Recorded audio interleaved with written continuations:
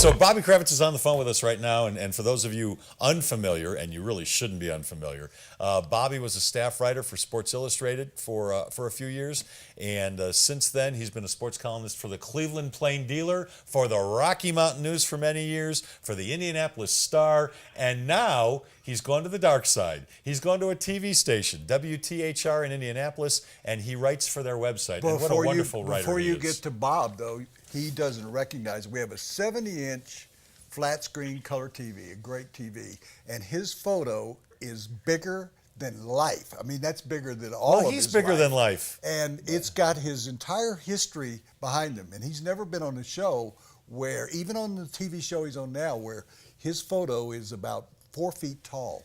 Which is actually bigger than Bobby is. It's not bigger in real life. Bobby, you with us? It's not bigger than his ego. 4 feet tall. That's giving me a couple inches. Hey, how you doing? I'm doing great, man. Just I'm over at the Colts facility. Jim Irsay, for reasons that completely elude me, is making himself available to us unwashed masses. So he may be wanting to get out in front of Peyton Manning, I guess. Is he able to drive himself around now, Bobby, after the DUI, or does he have a driver? No, he is supposed to. I've not seen him being driven. I've not seen him drive, but in theory, he is not supposed to drive for a full year. Okay. Well, so we shouldn't rent him a car here in Denver while he's here. Is that what you're saying? No. Well, maybe Woody will drive him around. Well, for 3 years in New York, I didn't drive a car because I had a driver. So I think I would rather have a driver. So he's probably better off, and given his history, that at least. There's absolutely no question about that. Let's start out with this because you just brought up Irsay.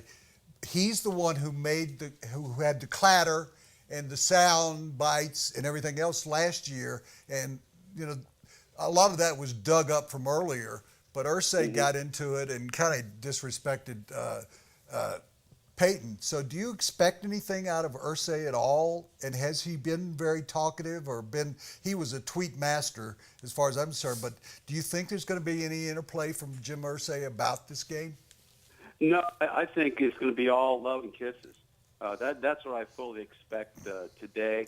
I think we'll try to get him to talk about the emotion that surrounded the decision to let Peyton go, and I think there'll be some of that conversation. But I think it'll be love and kisses and puppies and balloons. I think he's going to make sure that he doesn't make the same mistake that he did when he talked to Jarrett Bell at the league meetings a couple of weeks before that story appeared.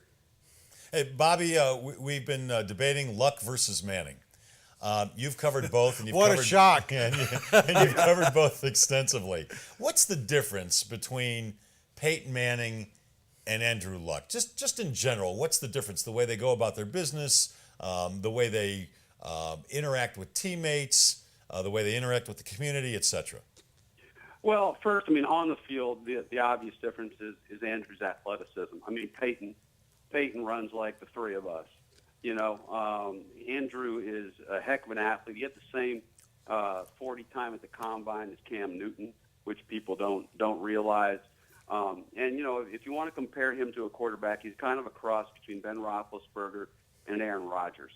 As far as the way they deal with people, deal with the community, Andrew is incredibly low key. He is very, very smart. But he's very low-key. You won't see him doing Papa John's and chicken parm you taste so good and all that other stuff that Peyton does. He doesn't have that kind of personality. He's very much he's somewhere between a hipster and a dork. He plays the board games, the Settlers of Catan. We asked him a couple months ago what book are you reading. He was reading A History of Cement. Which I can. Come on. Woody wrote one of those. Come on, seriously? Yeah, seriously. The History of Cement? That I came out with that about a year and a half ago. Is it an illustrated history, Bob? I remember that. It was a bestseller, if I remember correctly. A pop-up book? Yeah, well, it was a bestseller among Masons.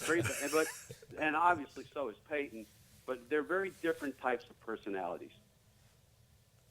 I want to get right into this. I'm not going to say to you who you think is going to win the game, but how does Indianapolis win this game? Well, a couple of things. First, they've got to break the narrative that's existed all year. I mean, they are 9-1 against non-playoff teams, and they're 3-4 against playoff teams. And twice, all 3 wins have come at home. 1 against Baltimore, 2 against Cincinnati. They have gotten absolutely lit up by elite quarterbacks, by Roethlisberger, by Peyton, by Brady, and by Romo. And a part of the problem there, too, aside from the fact they don't have a great dominating defense, especially now without Robert Mathis, is they turn the ball over far too much. They get penalized far too much. They need to play a virtually flawless game. They need to get 7s instead of 3s in the red zone, which has been a problem all year. They can't turn the ball over, which has been a problem all year. They can't get penalized, which has been a problem all year. So they've got to break the narrative and be a team that they just have not been all season long. Bob, you've lived the criticism of Peyton Manning. That one of the criticisms is he can't win in really cold weather.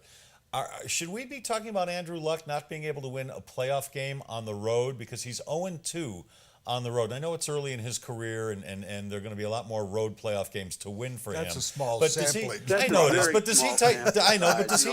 Peyton didn't win his first playoff game until 5 years into his career. So I think that's a very small sample size. They really, they were, heavy underdogs against Baltimore his rookie year. They were heavy underdogs in New England. So what you're saying is that was a really dumb question, is what you're saying, right? Yeah, well, that's from a TV guy, Bob Kravitz, who he's a TV guy now. I know, is a sports columnist for WTHR TV in Indianapolis after being a columnist for so long. And I want to go back to that, Bob. I'm going to go away from this for a second. This is a question you haven't gotten this week.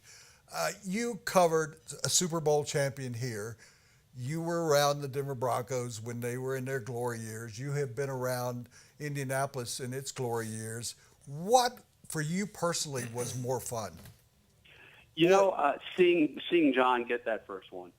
And I haven't been around John his entire career the way that you have. I mean, you were there, when they had the funny socks, right? You were there for the vertical socks. So, I think you probably got more enjoyment out of it than I did. But, after seeing John, carry that team for so many years and be so great, and only to get his teeth kicked in every Super Bowl, seeing him make that helicopter, take that helicopter ride against the Green Bay Packers, and seeing him finally get that Super Bowl. It was cool with Peyton, but just knowing John a little bit, I thought that was the coolest thing I'd ever seen. Another question you're not going to get this week, and that's a great answer, because I think that is the pinnacle of my covering sports and being around the Broncos when they were so bad in the 70s. And then I'll make it unanimous. That's my greatest sports moment as well, up close. I think if you, all 3 of us were there and experienced it. Right and on the field. Seeing the trophy being going from Pat Bolin and saying, this one's for John. This one's for John. Yeah. It gave you chills, didn't it? Yeah. I don't think I've ever had that same kind of feeling personally in watching a team. Question you're also not going to get this week. Your first trip to New Orleans. Wait. Should we be bringing this up? I showed him everything in the French Quarter. We experienced everything you possibly could. Everything? Where did you wind up? Where did you wind up after our visit to the French Quarter, your first time in New Orleans? Oh, I believe it was the hospital, Woody. Thanks for bringing back that memory. I said, alcohol poisoning? I said this. No. I had just had a surgery, and they told me don't drink and smoke. It would be bad for you. And so, of course, I went out and drank and smoked because Woody made me. And I ended up in the hospital there, too. Well, before you went to the hospital, though, we should add that we got in a cab to go back to our hotel, and Terry Bradshaw jumped in with us. And so that was kind of a fitting into the evening. And I'm sorry to bring that up, but... No, you're not. No, the end of the story is the next day at the interview sessions, Bob doesn't show up, and I don't know he's in the hospital. I wasn't aware of that. And we saw the people from the Rocky Mountain News, and I said, well, where's Bob? And they said, he's in the hospital. And I turned to my guys and I said, I got my man. I don't know whether I ever told that to Bob. Bob and I had. Those were great days when we were trying to kick each other's butts. Yeah, I have to say that. Now, on a personal note, the most fun that I've had in Denver was competing against Bob, because it would be like John. I always talked about Peyton Manning. Bob raises all boats, and I mean, he made people here, and I'm sure that everybody watching this show that's been around Denver anytime will remember Bob. And we were just hard competitors, but he'll also tell you that we'd be in Green Bay and we'd go out afterward and we'd just fight our butts off against each other. And then go have a couple during beers the week, and then we'd go out and have a couple of beers after a game. Bob, before we let you go, one more question. You know, a lot of people have been watching Peyton Manning the last 5-6 weeks and wondering if there's something wrong. Is he hurt? Is he out of rhythm? Is it age? What's going on? Have you been watching? And do you notice a difference in Peyton's game? Can you put your finger on what's going on here with Peyton? Yeah, I would be presumptuous if I tried to give you an answer to a question that you know the answer to better than I do, because the only No, we team don't. that We don't. Go ahead. No, we don't. That's why know we're that. asking. Yeah, we don't know. Yeah, I saw the Cincinnati game and thought he looked horrendous. I mean, I know that the Broncos are trying to reprise 1998 when John jumped on Terrell's shoulders and they won the Super Bowl that year, or 98, 99, whatever it was, the first one. Yeah, 98. But he doesn't look quite right to me, and I don't know if it's the thigh, the arm, the cornea. I don't know what it is, but there's a reason clearly why John Fox has taken this approach, and whether it's just father time catching up to him finally, which happens when you're 38, 39 years old, or whether there's some lingering injury that Peyton won't talk about, there's something there, because otherwise they'd be flinging the ball all over the place, and that's the reason I give the Colts a puncher's chance in this game. I don't think they're going to win, but I give them a puncher's chance because, again, you just don't know what kind of Peyton Manning you're going to get in the playoffs. And I would say that in the prime of his career, and I would say that now towards the tail end of his career. I love think that's that an phrase. appropriate answer. Yeah, puncher's chance is a great way to put it as well. Hey, Bobby, website where people can read you and can read about how you view this game coming up. What is it? I actually, if you want to get upset, you're a big Peyton fan, check out my column today on WTHR.com.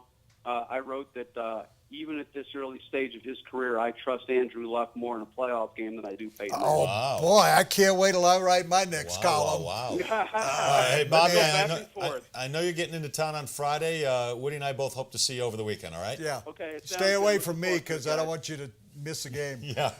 We don't want you hospitalized. I'll be in the hospital again. Thanks, Bob. We'll talk to you See soon. you guys. All Take care. That's Bob Kravitz of And WT. that-